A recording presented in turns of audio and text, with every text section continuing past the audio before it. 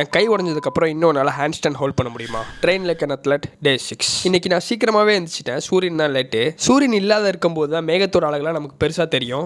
புல் அரிக்குது. நம்ம வண்டி எடுத்துட்டு ஜிம்முக்கு போகிறதுக்குள்ள ஹாய் ப்ரோன்னு சொல்லிட்டு சூரியன் வந்துட்டாப்புல.